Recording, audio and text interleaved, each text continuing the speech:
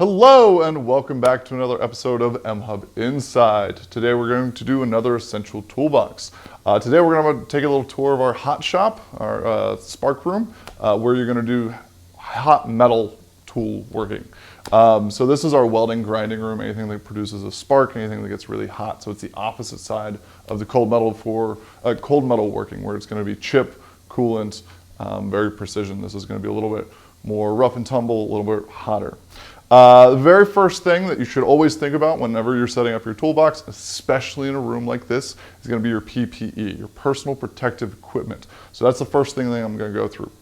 The first level of that is what is on your body. You always want to make sure when working in a room that's going to be full of sparks or very hot things that you're using natural textiles. So you want full cotton up top and bottom, as well as leather shoes. The reason being is if there's any kind of as you can see here, these are also steel toe. The reason that you want natural textiles is they won't melt when they come in contact with a spark. They'll sit there and singe and then go out, rather than actually melt and stick to you, which you don't want with flaming hot metal. Next things, if you're bald like me, you're going to need to protect that noggin. Little do-rag for welding, grinding, super helpful. You wear them backwards, it keeps the sparks off your neck when you have sparks flying over the top. Your hands, you only get 2 of them, well, most people. So you want to find the appropriate work gloves for whatever it is that you're doing. These are Tig gloves, not Mig gloves. Don't use these from Mig. They're much more dexterous, much thinner because you're typically not dealing with as much heat. And they're a lot softer. You can feel more finite things because you're moving that Tig rod. The opposite side, you're going to have Mig gloves, significantly thicker because you're usually dealing much more closer contact with that really, really hot metal. And then there's specific things, like these go for our hot oven on the other side of this wall, just for moving carts in and out. They're not for handling direct hot metal, but like an aluminum cart that you just need to touch for a second to pull out. This is going to be that kind of thing, so it's going to shield your hand from that heat. Next, eyeballs. You only get 2 of those as well. Depending on what you're doing is the type of protection that you need. I personally, every time I walk in this room, I grab a full face shield. I don't mess around with safety glasses. I have safety glasses underneath often, but these things are what's going to stop like a cutting wheel or something that explodes from going into your face. So highly recommend full face shield, as much coverage as you can get. Next is going to be welding, depending on the type of weld, or I guess all welding is pretty much going to use the same, but it's really important that you set them proper to the welding style that you'll be doing. Delay rate, the shade, all that kind of stuff. Cheapo, doesn't matter how much you spend on it, you just want to make sure that you have one that works. Safety squints are not advised. And last but not least is going to be your ear protection. So you only get hearing, well, 1 level of hearing, born with, and it only goes down from there. So highly recommend this. Earbuds are not hearing protection. You just want something to get those high decibels cut out a little bit so that you can save your hearing.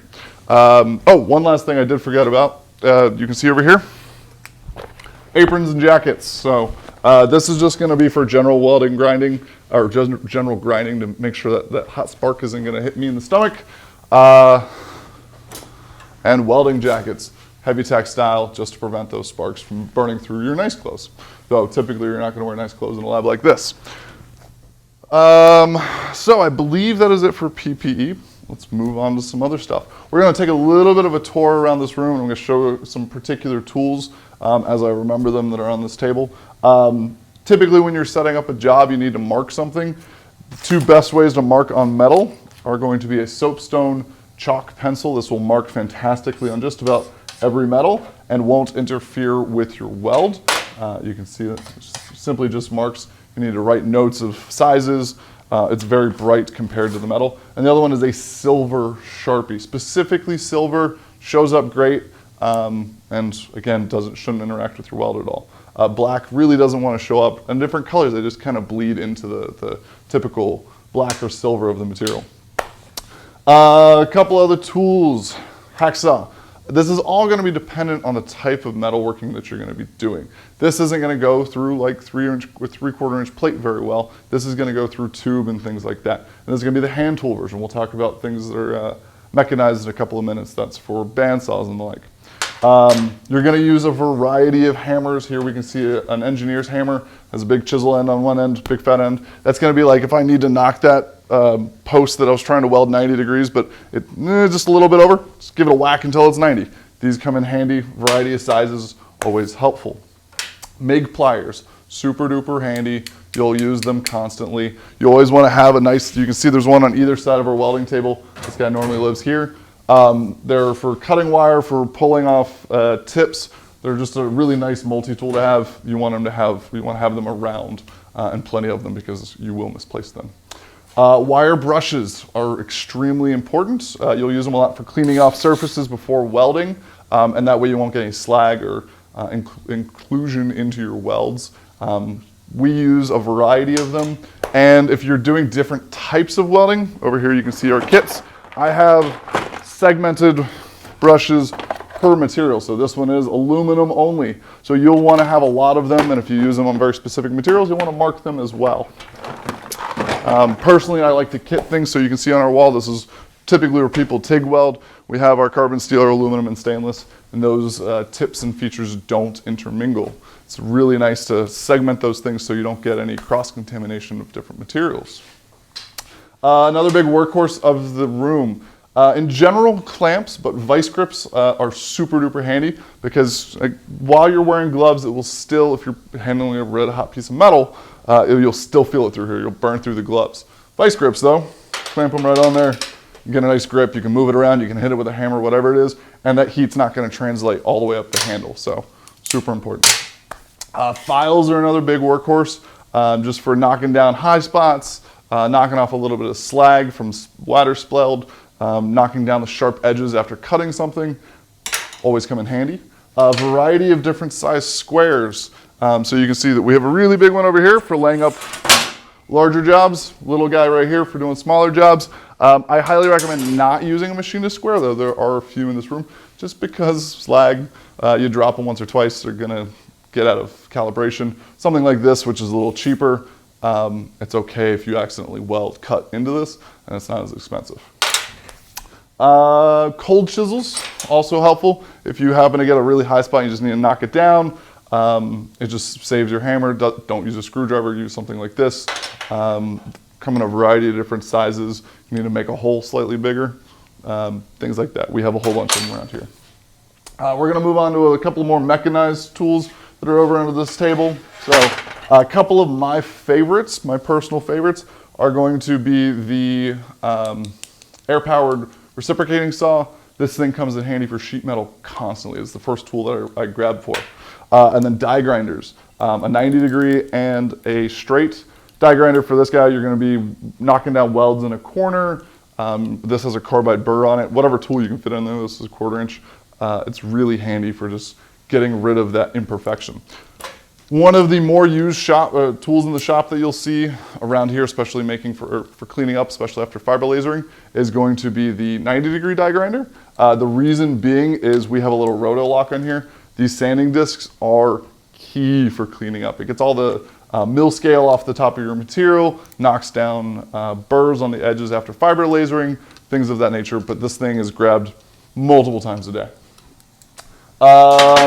If you are getting into TIG welding, this guy right here, I laughed the first time I saw it, is specifically for grinding tungsten rods.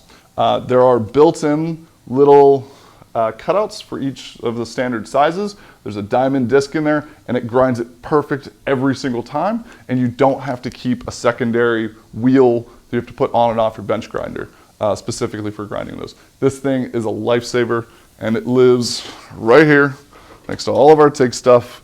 I highly recommend that if you're gonna get into TIG. Slag Hammer, if you're gonna do any kind of stick welding, this guy's great for just knocking off the flux after the end of your welds. We also use this for knocking out fiber laser cutouts that didn't quite go all the way through. Works great. You will, if you're gonna do any kind of grinding, 4.5 inch grind, you can see I have this chained to the wall. This thing is used so often and also likes to walk away that I don't want it to run away. So I chained it to the wall so that people would be able to find it quickly. There's another one to move around. What this guy is for is changing out the blades on the workhorse of this shop, the 4.5 inch angle grinder. You can see that we have 4 of them down here, all mounted in their own little custom special mount thing, laser cut exactly with what they are. So I don't think the right ones were put away at the moment. So this is going to be for flap disc grinding, for cutoff wheels, for deburring tools. There's so many different types of faces that go on these. This is quintessentially the start of every and the end of every job.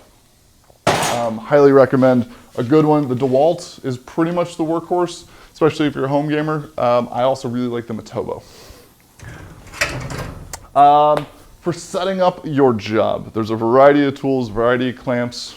It all depends on what you're doing. Again, this setup table is really lovely. We welded up a couple of our own clamps that interface with it. So these guys just drop straight in. You can clamp directly to the table at whatever height you happen to need. Oop. There's a burr on one of these holes that I need to take care of. There you go. For holding everything nice and square as we're welding, it doesn't want to flex too much. So a fixture table is definitely a must as well. You can see that we have clamps all around this room, bench vices with a little anvil on them. Super handy. I just need to knock over something. That's what this edge is for. And they are mounted to every table in the room as well as behind you. Over here, we're going to talk a little bit about one of our spots. This is the hot area, extra hot area, I should say. So we have a small kiln. We have a kit for our oxyacetylene when we need to make our material cherry hot and maybe melt it a little, as well as a sandbox. This area, the sandbox is really important if I'm going to quench anything. You can see there's a little oil bucket in the back. If I have something that's cherry hot and I don't want anything else to catch on fire, sand is a great insulator, and it's going to make sure that that doesn't accidentally roll off the table or anything like that. So if you plan on doing anything where you're going to get it super cherry red hot, highly recommend setting up an area like this.